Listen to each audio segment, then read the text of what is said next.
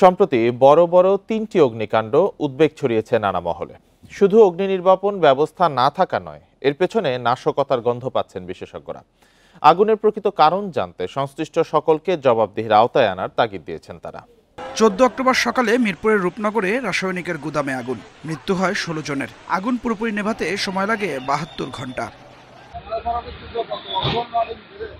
মিরপুরের আগুন তখনও পুরোপুরি নেভেনি। এর মধ্যেই বৃহস্পতিবার চট্টগ্রামের কেপিআইভুক্ত এলাকায় আগুন। ভবনটি পুড়িয়ে 17 ঘন্টার বেশি সময় পর নিয়ন্ত্রণে আসে আগুন। প্রশ্ন ওঠে সংরক্ষিত এলাকার অগ্নি নির্বাপন ব্যবস্থা নিয়ে। মাত্র 2 দিন পর আবারও আগুন। এবার দেশের সবচেয়ে গুরুত্বপূর্ণ জায়গা শাহজালাল আন্তর্জাতিক বিমানবন্দরের কার্গো ভিলেজে। হাজার কোটি টাকার আমদানি পণ্য পুড়িয়ে 27 ঘন্টা পর আগুন পুরোপুরি নেভানো সম্ভব হয়। এটিও কেপিআই এলাকা, ছিল না অগ্নি নির্বাপন ব্যবস্থা।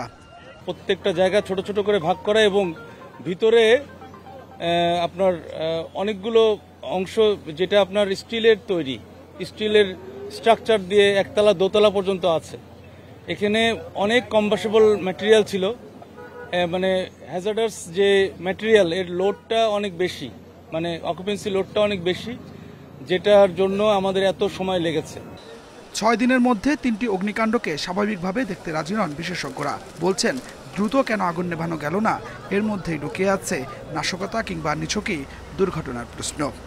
যে রূপপুরের জিনিসপত্র ছিল, তারপরে আরো অনেক দামি দামি জিনিসগুলো ছিল, এটার কোনো ছিল কিনা এটা খতিয়ে দেখা উচিত। তারপরে 16টি প্রতিষ্ঠানকে আপনার এখানকে করা হয়েছে, লাইসেন্স ক্যান্সেল করেছে, তাদের মনে অনেক ক্ষোভ ছিল, তারাও করেছে, সেটাও দেখা উচিত যে আসলে এখান থেকে কোনো কিছু হতে পারে কিনা। সবকিছু খতিয়ে নিয়েই কিন্তু বলা যাবে এটা আসলে ধরিয়ে দেওয়া আগুন না আসলে অ্যাক্সিডেন্টাল আগুন।